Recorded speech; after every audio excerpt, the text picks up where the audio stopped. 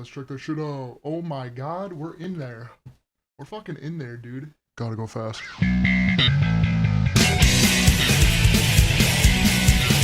Oh yeah.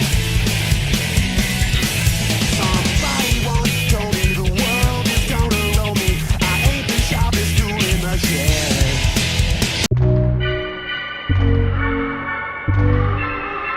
shed. She's 100 years old at this point. She played a child in the first one, and instead of recasting, they just made a 24-year-old even younger. Does your mum or dad work here? Where's your mom, Matt? She died in 45 of tuberculosis. Better question. Are you a fool? Who had this on their sequel wish list? Who gives a shit?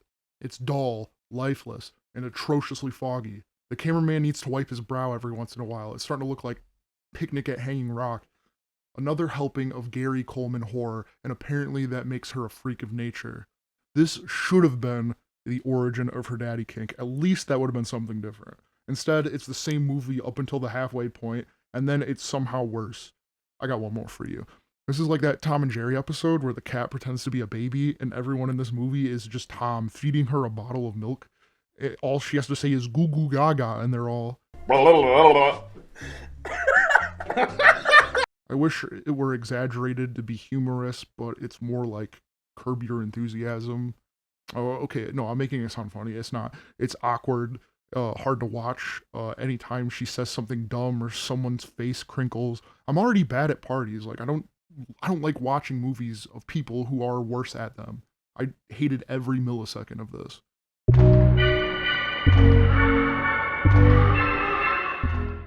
She's mean.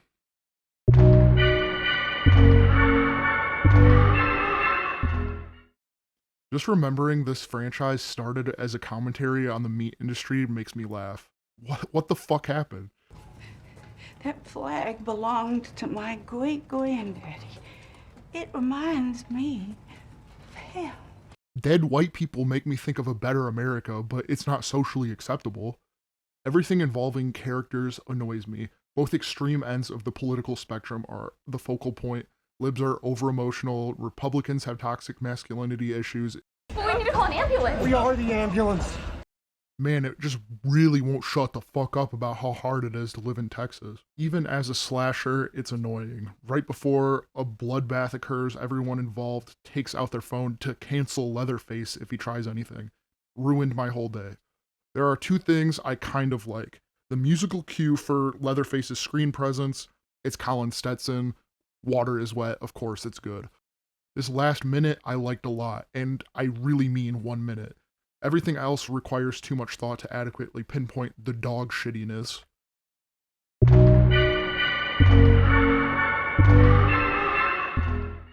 No movie dropped the thematic ball as hard as Men. Garland let it slip right over the Burj Khalifa. Admittedly, it starts strong. The tunnel scene, embarrassing incel backstory, fuck men campaign, ominous aura, and then it shits itself. I'll start from bad to worse. The really obvious ploy of everyone looking the same. Come on, child's play. Written by a penis haver, you could interview any women, and they will give you 100 reasons or experiences to fear and distrust men. Instead, it resorts to abstractions and surrealist bullshit, making the pro-tag from the outside looking in appear to be psychotic, bringing us to the biggest crime. Incidentally turning the pro-tag into an unreliable narrator, and in this economy, that's fucked up because I believe women. Men is/are a nightmare hellscape.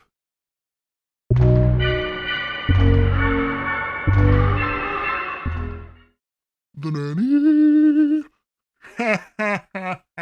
A terribly jejune remake of Black Girl. It doesn't even have that profound imagery, just prosaic dream sequences. But all of the same concepts are here, even down to the husband rubbing in the culture that colonized her people. This should have been a rom-com. This dude has game. He'd get me into bed right quick. The spiral into madness initially feels contrived. And sure, I'm not a mother, but I can't fathom this imagery sparks dread in anyone. And the more I think about it, the more I despise the ending. Back to it being a rom-com. Super cute date scene. But as an unaddressed Black Girl remake, no bueno. Alright, we're gonna slow it down a little bit because I'm tired of my voice already.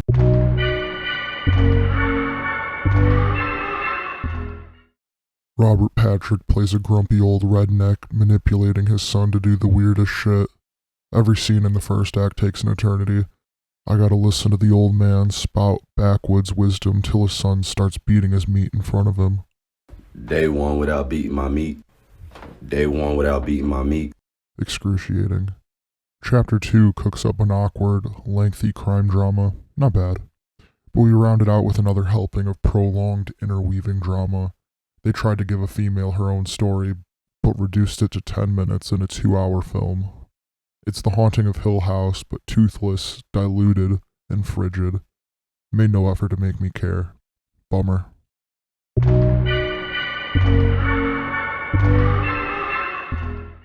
The movie starts, and I swear I walked in late to the movie theater. The whole movie is about her mom going crazy, but in this climate of metaphorical horror, it's done like a creature feature. There's precisely one flashback of her mom's glory days, so it doesn't even properly mourn the loss of her mother, or at least we don't see it. Instead, it focuses on mirroring the pain of loss, which Hazel Dupay does a good job of.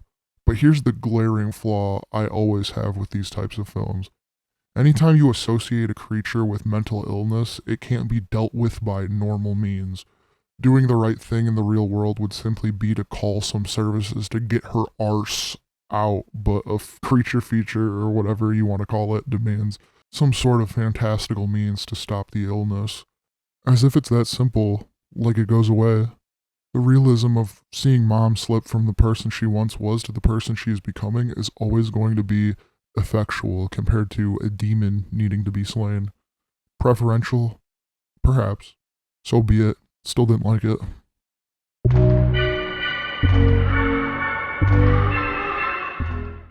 Instantly obnoxious, advocating for social media's endless serotonin supply.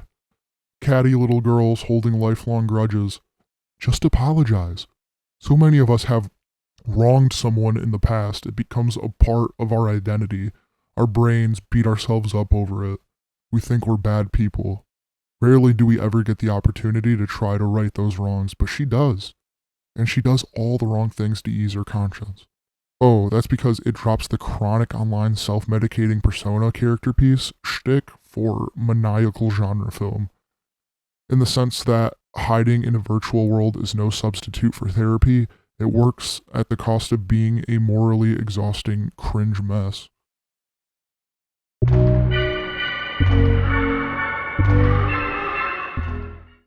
I don't mind Corey being the center, or any other fresh blood for that matter. I just hate the execution. I'll spare you the heartache. What is this hand gesture?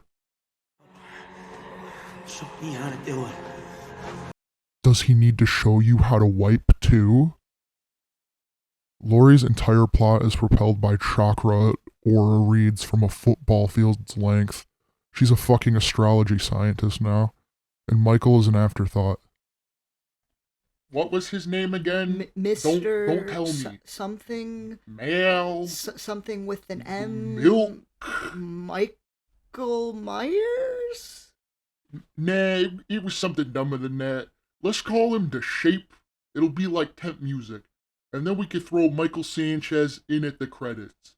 Give me a guy in a mask, preferably homeless, offer him a Subway sandwich, and we'll wrap this whore up.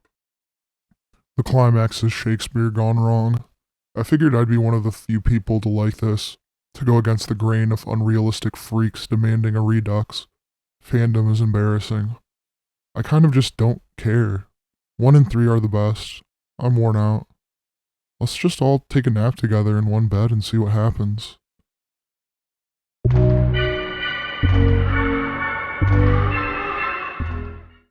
After the first 4, they've all been straight to DVD. No production value, gabagool story. It's weird to see it look glossy, almost like they're trying. Truth be told, I've never been a fan of these aside from the first, kind of. But I love those chains. They're always successful with the song and dance, the presentation before the Cenobites. Then my brain realizes they're just cosplaying. Doug Bradley's menacing voice, composed demeanor, the Cenobites keeping their mouths shut while posing in the shadows, was immersive and chilling. No one bothered to study why that worked. It's all just plastic and cheap with a nice, deceptive sheen. When walls open up, they might as well have a pointed projector at the wall. It cockblocks nearly every death. It's sexless. Every character is wooden and selfish. The originals were convoluted as heck, and this simplified it at the cost of nearly everything. But the end, I don't know what flannel to wear, but not bad. Still not good though.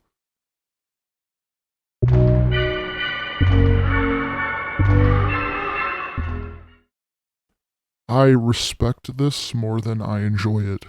Clearly a passion project. These people are really trying to bring their vision to life. More of an advocate for anyone can make a movie than Steven Soderbergh.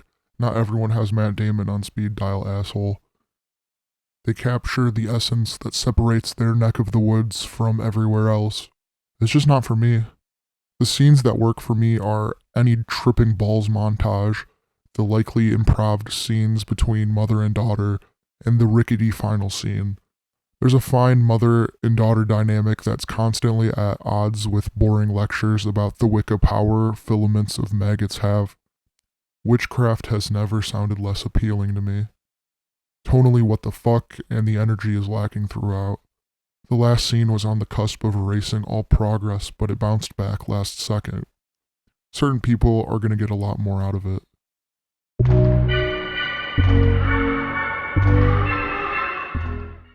The story easy to root for. Fuck pedophiles and kidnappers and everybody in between. God, this is just so long.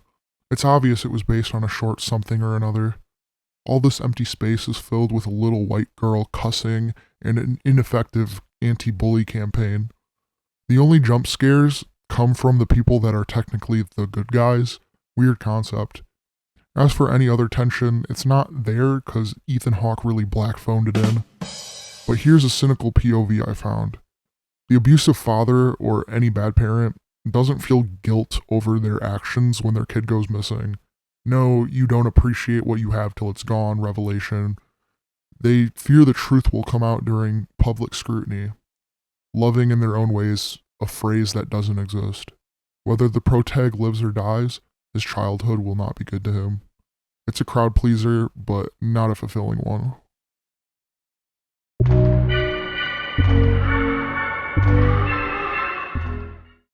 Tread lightly for the white woman. Redundant. Mother is a white woman apologist, protag resents the white woman, and privilege and entitlement are such a contagion, the daughter catches it like a plague. It beats this drum for an hour and 15 minutes before the climax.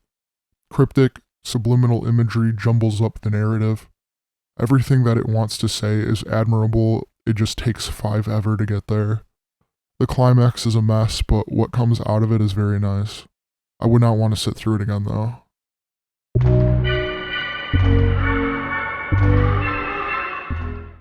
Love a good fraudulent relationship with an obvious sinister ulterior motive. Just a pro tip, you don't need to show the boyfriend kill someone in the first scene. The back and forth has enough red flags. He's condescending, snooty, touches her without fucking permission, and she gets this look on her face in the car that, oh shit, I made a mistake look. And every moment after that, I wanted to die exponentially more. Unlike men, we're not watching men be their scary selves. We're just watching them be a dick until we're not. Sidebar, you're all about Yodam's cooking style and you have a fucking Weber grill? Love the rustic 16mm aesthetic, the gorgeous saturated colors and a classic 70s porn look. The second half has some cool stuff, the Evil Dead 2 spiral, a surrealist Scooby-Doo chase, but it all just seems sort of pointless. I had to suffer through the hellish first half all for a futile exercise because little do they know that people can't change tendencies. And why bother understanding them? Does that change the narrative to you? Don't know what they were going for. At the very least, one of the best looking movies on this list.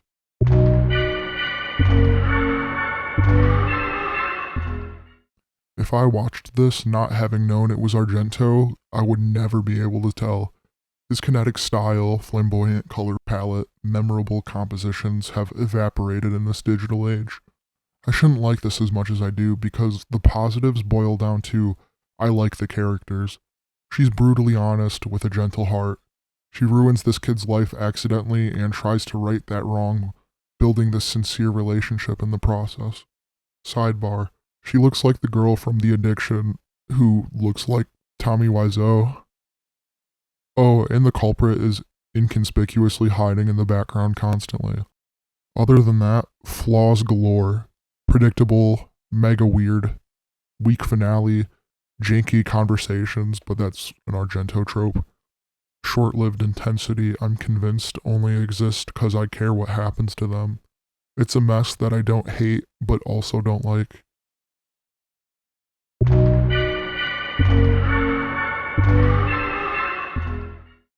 What have y'all done to Wes?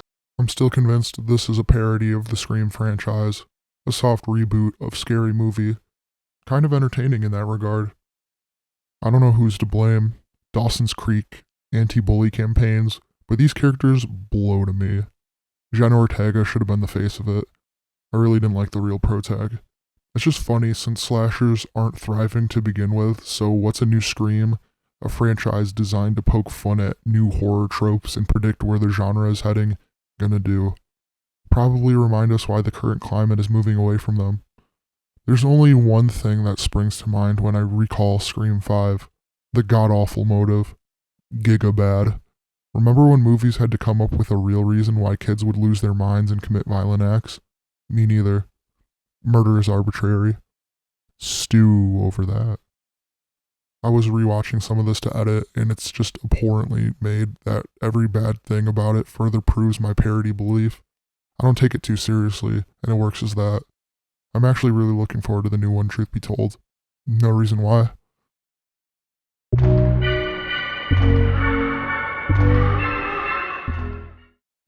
A broken record of a film. There's initial intrigue and suspense to be found. A trio of performances, you know the ones. Can't keep horror performances from being overlooked, but it makes a valiant effort. It's another perfect example of metaphor colliding with a tangible narrative, and then you get a messy ending that tries to appease both sides. Plus, when you add the very real components into the mix, it takes away from your point. I'm being cryptic, you say? You're welcome. Like every movie on this list, you should come up with your own opinion.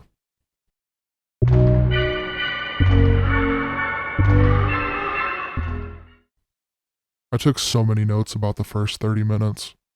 Most films covering shit dates would make it so abhorrent there would be no wiggle room to defend the dude, but this first encounter seems so lived in it probably derived from a real date, and there are probably dudes watching this and taking his side. If you're one of them, you're the problem. Look inward. She's adorable and lame, and she finds someone equally both. I just hope he isn't a sociopath because that would give her trust issues. And then it becomes a horror movie. I love Daisy Edgar Jones. As far as big hooks, shocking turns, or any other sort of gruesomeness go, nothing hits like The Welcoming Committee. There's a variety of women forced into a situation against their will movies. Unsane, 1BR, Gerald's Game, The Woman, Human Centipede, Martyrs, Ready or Not, to name a few. This lands somewhere in the middle. The first 30 minutes rule, the next 30 minutes is whatever, and the last 30 minutes is icky. I felt gross in a way you wouldn't expect.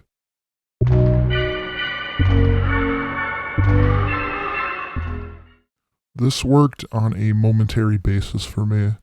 Two cannibals form a bond centered around distrust of people, something I already can't relate to. Holding the skepticism wherever you go, scared of anyone you run into at the grocery store is no way to live. I might as well blow my brains out now. It's unfortunate how little the chemistry works for me. This is coming from Luca Guadagnino, who made the powerhouse Call Me By Your Name, a movie that triumphed with silent reflection. No music, no artificial sonics trying to sway the audience during pivotal moments. The on-screen material had to sell itself to get an emotional rise, and this is making me think about nap time. which is not all bad. We love a good ASMR. Third act started to win me over in a big way. I'll consider that a W.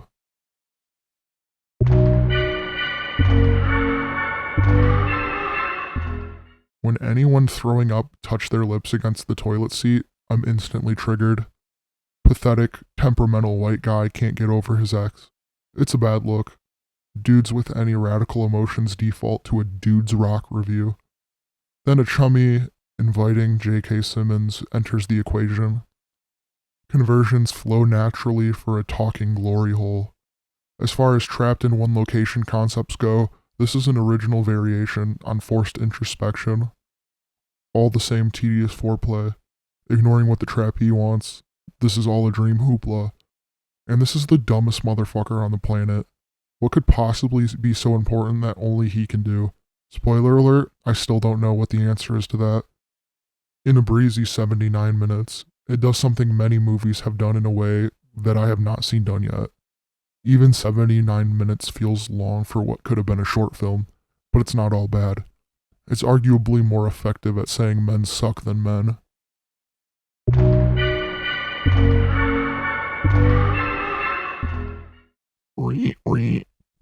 The only decent human besides the protag is a drifter murderer. It's another world over in Spain. One of those films that are supposed to fill you with rage, then you realize more Americans should have been bullied, like Andrew Tate stands and anyone with a favorite Euphoria character. I'm shocked at how they treat this heroine, not about the bullying.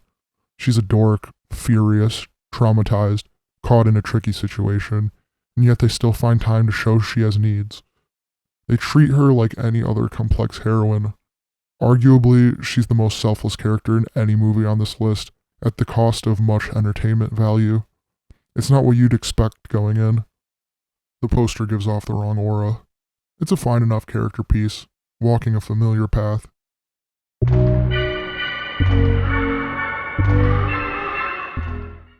I don't feel like breaking all these down. In typical VHS fashion, a total mixed bag. Some start strong, then crash and burn. One is never good, just an incomprehensible mess. A couple are decent, and one is awesome. The awesome one is the last one for me. The analog visuals and chaotic movement have never made more sense while obfuscating this demonic realm you're supposed to feel lost and disoriented in. VHS has always been a staple anthology horror for large gatherings. Get the boys together and tear it apart. It'll be a lot more fun if you do.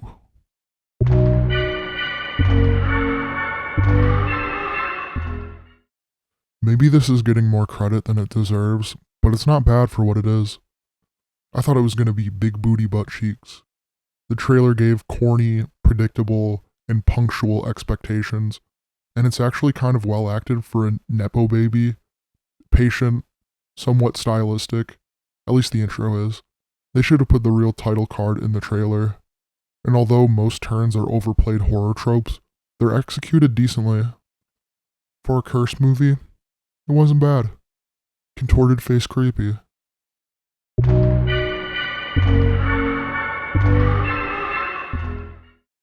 Art the Mime Clown, my little idiosyncratic reverse Sour Patch Kid. First he's sweet, and then he'll skull fuck your mom and laugh about it. He makes this movie more him, better movie. His qualities have made him iconic. It's cool to see a new horror icon show up, especially one that gets a semi-decent, if not slightly self-indulgent movie after him. 2 hours and 20 minutes? There's no shot this is the last time we'll see that cute little hat. Every other character needs some work though. It's nice to see the square protag go from caring about her brother to being a bad bitch who still cares about her brother. Everything is just so extra. People are like, this is the most nauseating shit I've ever seen. How y'all take this seriously? I be chortling. 80s horror is back, baby.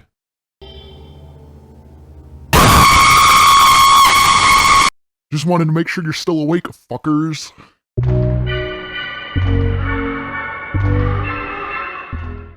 I'm not even going to say anything about the language. I learned my lesson with Parasite. Americans can't read.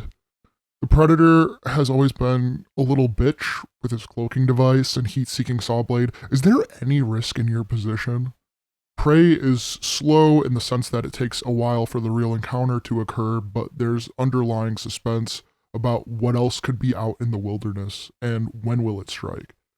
Super minimal, survival is the only real plot. CG looks pretty good, pretty safe creation, but also kind of metal. At first, this was the coolest the Predator has been, squaring off with his threat, but then he becomes Giga Bitch Mode. I will never forgive such pussy behavior. A fun watch nonetheless that showboats all the cool action figure knickknacks he has at his disposal. Oh, I almost forgot to talk about the female protag. She's good. Watch a cock. Lost in translation with a serial killer, or maybe Rear Window with a crummier view. Honestly, this all could have been avoided if you didn't fuck by the window. A lot of waiting, but at least you're spending quality time with Micah Monroe. A little parasocial date. Part of the Micah Monroe goes to see charade canon. All joking aside, it's another it really sucks to be a woman scenario. You're stranded in a country where you barely speak the language. You feel forced to walk a fine line with your man without making him think you're overreacting, and you have a potential stalker on the loose. What it does with the stalker is exactly what force majeure does, about the conversation that sparks about her man disregarding her emotions rather than the suspense or entertainment of an avalanche. Not that either is completely missing. It makes you wonder what you would do in this situation, where no answer is an easy one. Solid viewing, but it could totally use an epilogue.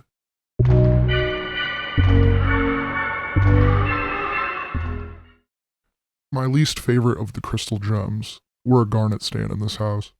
Solid character study of a delusional, mentally unstable farm girl destined for stardom. Nothing really shocked me or made me laugh within the movie, but it did spawn some killer memes that Ty West could have never predicted. Horror acting gets snubbed from notoriety all the time, but Mia Goth is fucking incredible here and deserves to be the star she is. Aside from those ethereal daydreams in the final shot that should go down in history, it was exactly what I imagined when I heard X was getting a prequel. Pretty good.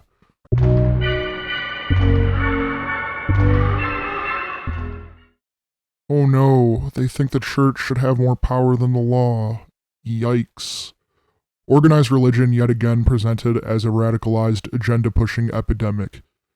Cults of any nature are the creepiest type of people to me. They're robots programmed to think about God in every facet. I bet God has a right and wrong way to flip a burger. Any other way is reverse cowgirl of burger flipping. This 2-hour crisis of faith sermon packs in a lot of food for thought. It's not the most personality you're going to see in a movie. They're exclusively certifiably Christian.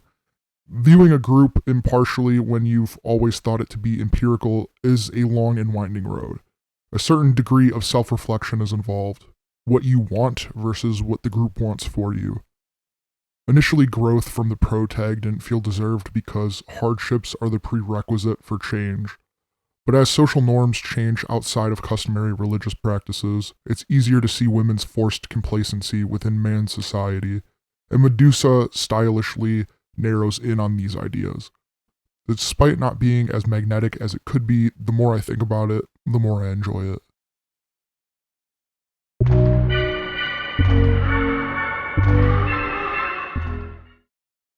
I said what I said. First off, I would have loved the monkey scene to just be some idiosyncratic scene with no deeper meaning or parallel, but alas, we live in a world where it's all business, little pleasure. It took a while to find its footing. Every time something genuinely cool popped its head in, it seemed like a red herring for a multiverse of completely different films. In my head, it got pretty wild. Ultimately, what it is pretty good. The first time in a while where the horror resembled the popcorn flick adventure elements of Jaws. I just don't understand any of the characters' actions at the end. I know you're supposed to forgive stupid people for being stupid in stupid-ass horror movies, but these people aren't stupid.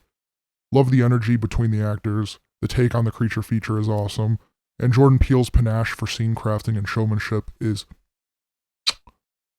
That was a chef's kiss, by the way. I truly believe his directing is getting better with every movie. I think it's way too early for him to be in any best horror director of all time conversation, but if he's yours, pop off, fam, own that shit.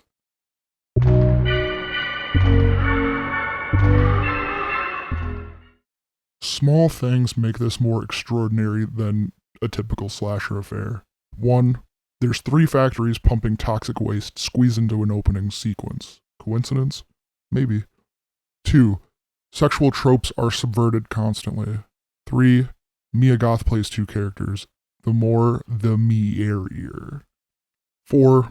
If you loved the beginning of When a Stranger Calls and its use of empty space paranoia, you're gonna love this.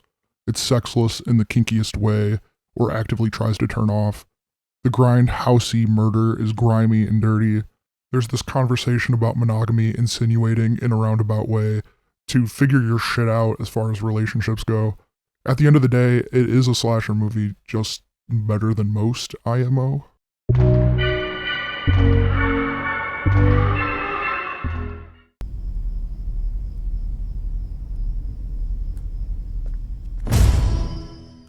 Why did this get me? Major likable dork starts off dancing to some glittery pop track during his pottery job, followed by talking his coworker through a panic attack while rapping. Call me crazy, but I don't know why it gets so much hate.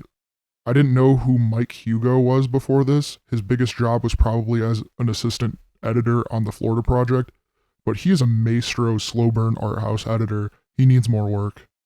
Nausea and my brain is foggy and I feel like I can't think. I was doing some Googling and... Bro, never Google. Never Google symptoms. You will scare yourself. If your pinky toe hurts, they'll tell you need an amputation. Go see a doctor. It's easy to forget movies, especially horror, can fixate on more than one mental disorder. Initially, I'm wondering what psychotic mother trauma and hypochondriac have to do with each other. Silly me, he's got more than one problem. There's significant space for everything to flourish. We watch this character constantly make bad decisions that hurt him and other people. It doesn't even harp on how these mental disorders cause these problems. Sometimes it's just not knowing what steps to take to fix yourself. Something about it is just magnetic and compelling between editing the trauma into a visual aid and Zach Villa's mood swing aplenty performance. It's something special. And real talk, these jump scares are goated.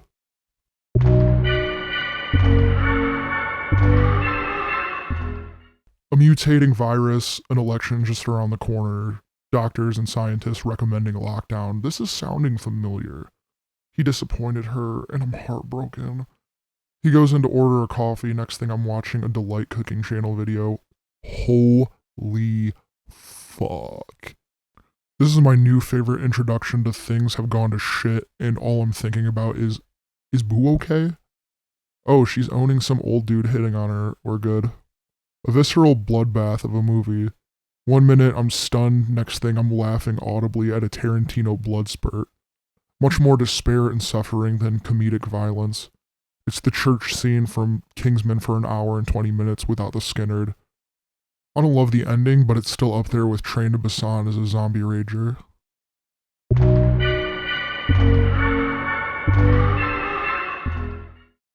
Logan Paul douche streaming in a haunted house.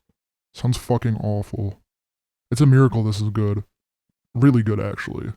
The closest any Ghost Adventure parody has resembled Resident Evil games. Secret spaces, collectibles with lore, a safe room, a Twitch streamer streaming it. This is the first good video game movie. There's a ripoff of the Hat Man that's equally terrifying. His shrill scream is that levity against the grim atmosphere.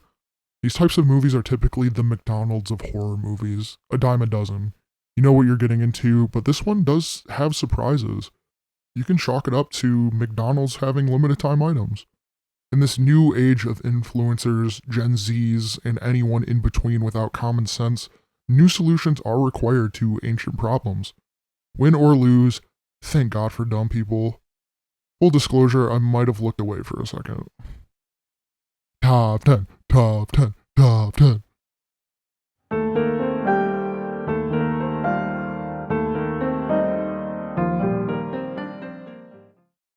Maybe we're not meant to latch on to every concept in personal, esoteric stories, but that doesn't mean there isn't something relatable hidden within. Anna Cobb is sweet, pure, dorky, she's great. And every time she tells a story, there's a repressed memory I associate with her words. She talks about her dreams and sleepwalking, watching herself from across the room on a screen while sleeping. I used to have similar experiences. I thought I had schizophrenia only while I was sleeping. The walls had holes in them and would yell all my insecurities back at me. There was a huge Dalmatian at the end of my bed frame, and I had to try to avoid waking it up when I got out of bed in the middle of the night. The sleep paralysis demon and I are on a first-name basis too. Despite this film's required patience and for me rarely paid off atmosphere, there are concepts that I never hear discussed. Loneliness so excruciating you can hear the sound of wind pelting the house outside. Living every day online, not desperate to be seen or constantly anxious, almost feeling nothing. Perhaps accidentally horror for sleep apnea havers. Alex G comes in with a fantastic score, a combination of dynamic, unsettling ambience, and his signature brand of harmonious, ethereal falsettos with indie licks. Great standalone album. This is an entry-level conversation I'm about to present, but it's relevant for this picture. I call them pictures now. The art of interpretation and overanalyzing leads down two paths of finding our own meaning in art and reflecting interpretation to learn more about ourselves. What art means to the viewer versus the filmmaker doesn't have to align. It's what separates our experiences and understanding from one another. That being said, I read what this story was trying to convey, and I can see why a lot of people connect with this. Somehow, I do too, just more on a level of emotional familiarity with the protagonist. And that's just another reason why I love this medium.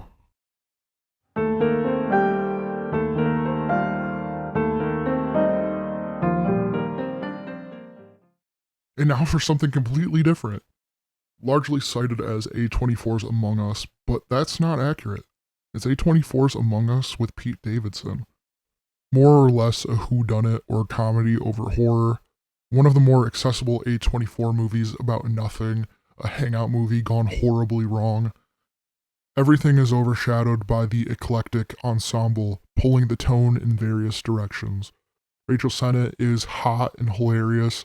Lee Pace has no clue where he is. Borat Girl gives off generic Final Girl energy. Pete Davidson plays the version of himself the public sees.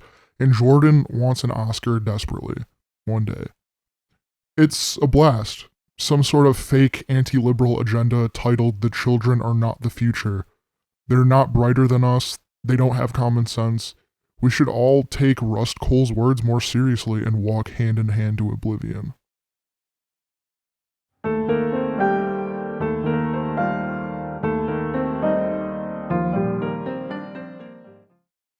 Perfectly advertised.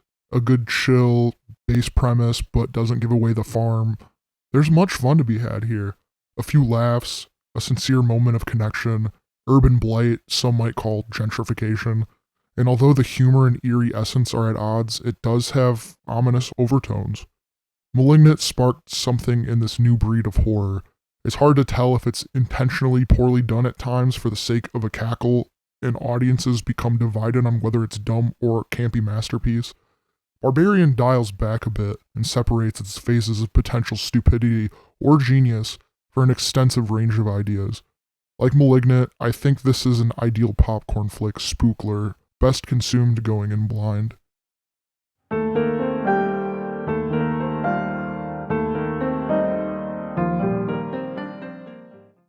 Not to be confused with the 60s one. Primordial entities in comic books squash humans like ants, unconcerned with life of any kind. If they can't see the value, how do you expect children to? Their little Napoleon brains romanticizing death. The Innocents is chronicle with little narcissistic Swede children. Heavily psychological, making tons of inferences why these kids are going through their transformative years, abusing powers they shouldn't have. At times it feels like watching any war movie where children's purity gets ripped from them like beasts of no nation, and they have responsibilities they don't know what to do with. Voight orchestrates them perfectly, getting them to where he wants them to be and feel justified at the same time. On a less serious note, this is the first time I thought telepathy resembled a Discord chat. The weirdest plotline I've seen all year comes from this as well. And I love this third act so much. It's understated, the complete opposite of what you envision when you think of children getting superpowers. That's the magic of foreign cinema, and the brain rot Hollywood has caused us for too long. Watch this shit ASAP, Rocky.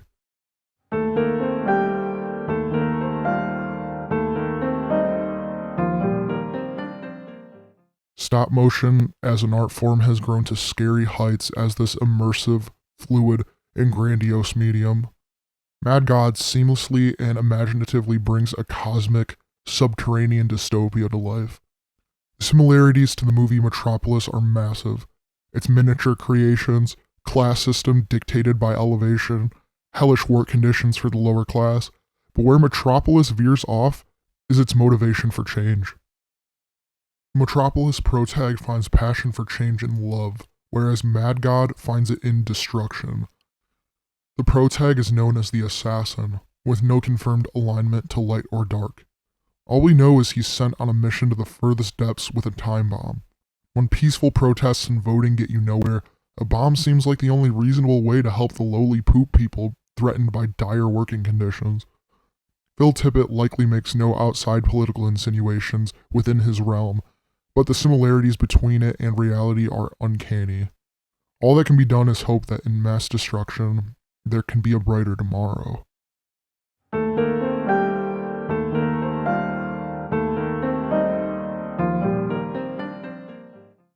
I'm biased here, but this top 5 is super dope. I'm almost annoyed at how good the don't go on cool trips with the boys / don't go on a cute trip with your boo / don't leave your house subgenre is. I can't believe I'm saying this. The job of a parent is tough. I'm not usually into socially awkward, pushing someone's buttons until they get angry type movies, but there's an exception to every rule. This pushes the boundaries of what they can achieve to stomach-churning heights. Seriously, I feel anxiety exclusively in my stomach, and this movie made me have to shit so bad. It follows a familiar path. Welcoming encounter, uncomfortable preamble, staying at their place, not making a big deal out of insisting a vegetarian tries boar. I can watch 1,000 faces get ripped, mauled, bludgeoned, sliced, bruised, thrashed, melted, peeled in excruciating detail. But if I see one person get stuck with a check, I will throw up. They might be one Danish and one Dutch family, but this is human indecency. It has nothing to do with cultural differences. Speak No Evil stretches social discomfort to new lows, all while adding new red flags to the world's repertoire and throwing a couple of structural surprises in the mix. And it just looks fucking effortless. There's a shot in this movie, and in my mind, it told me exactly what was coming. And even knowing in my heart of hearts what they were doing, it still shocked me. Like I had no clue what was going to happen. Absolutely mentally exhausting. By the time it was done, I just wanted to watch Dumbo. I still want to watch Dumbo.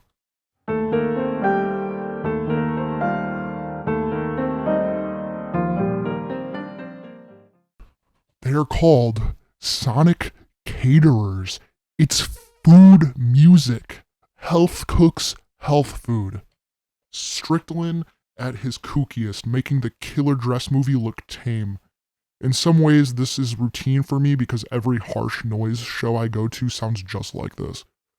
The difference is, it's about a prestigious academy investing in the group's growth, treating it like high art. There's a set of monologues about a journalist standing as far away from the performers because he's got a fart on deck. They role play grocery shopping, and there's a lovely story about the finger game, and that's not even scratching the surface.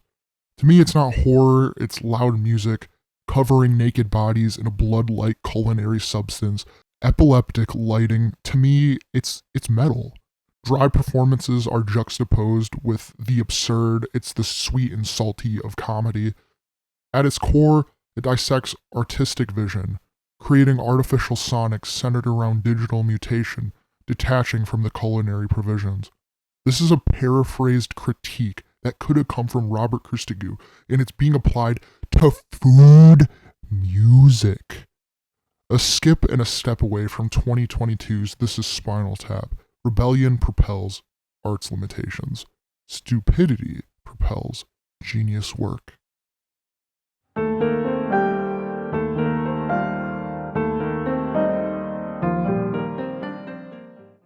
At first, I was in that Switzerland sweet spot between aw, ha ha ha ha, and yawn. Poor naive me had no clue how much I'd enjoy this. This little girl lives in a phony Finnish blogger house when one day she conjures up a dream sequence based on all the dead bodies it took to secure this superficial, upper-class lifestyle. Her dream materializes an egg that hatches a practical effects abomination. It looks like the gate or whatever that Gremlin's clone hitter was. This is for babies. I'll leave it at that.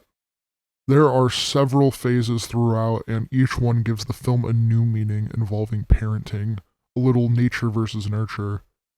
None of the phases detract from each other, and most importantly, we found a metaphorical creature winner. Like, holy shit, never thought I would like a certain character so much. They should have been complete dog shit, but the writing is so good, and everyone has purpose. Her brother is a proto-serial killer, and it has less to do with parenting and more to do with his boy who cried bitch sister act. But his push and pull contribution helps shape the sister. 20 years later, they should check in on these characters. It would be insane. Fucking incredible ending. This is everything I wanted out of the Babadook, the ritual. I don't know anything about a symbolic monster. It's hokey. The blogger aesthetic makes it come off facile. It all makes sense when it comes together, though.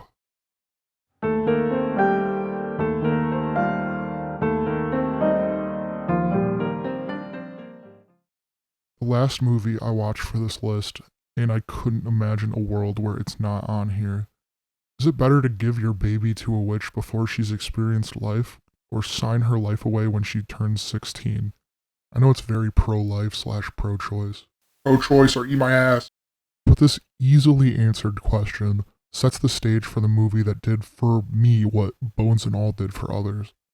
How can you live life without free will? You touch it, you taste it, you feel it, you breathe it in. Navina takes the place of others who died, living their life she has no control over, understanding gender roles in 19th century Macedonia, bearing witness to the difference between mimicking emotion and experiencing it, only guided by intuition. A point is hit where its coverage is so overwhelming, it says, everything means something else, basically saying what's the point of trying to understand.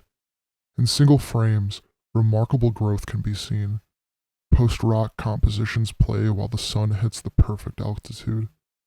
Every last bit of me thirsts for every last bit of him. Fuck, I want to fall in love. The fish out of water story finally finds a cathartic, empathetic gateway, cinematically conveying first-time feelings in a new way. So when it ends, and you've heard all the poetic, warm blanket monologues, you can ask, did she live a life? And you can answer it.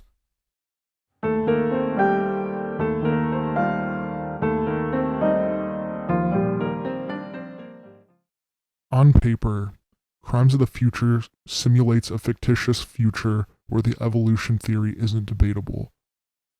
Bodies are changing, internal organs can be manifested by willing them into existence. Surgery is the new sex. Physical pain has evaporated. You can spend hours looking at set pieces and theorizing inferences about the world. Everything tangible in Cronenberg's imaginative dimension has a practical function, and it also tells another story about bodily autonomy, a relevant, urgent topic between trans rights and abortion laws. I came to my own conclusion, and it felt like finishing a book of crosswords. So simple, yet when you plug it in like a Mad Lib, both the metaphysical and material enhance each other. A story within itself. It's all mystifying, evocative, insane, and extremely erotic. Jesus Christ, Kristen Stewart. Even if you take everything for face value, it's one hell of a cause and effect anecdote. A domino effect when one law of science gets altered. David is a freak, and I love him for it. Please watch this movie. Holy shit. You're still here. We're definitely built diff. If I click on a ranked list, once I see what number 1 is, I bounce. Well, thanks for being here. I was getting a little lonely. Well, see you later, Space Cowboy.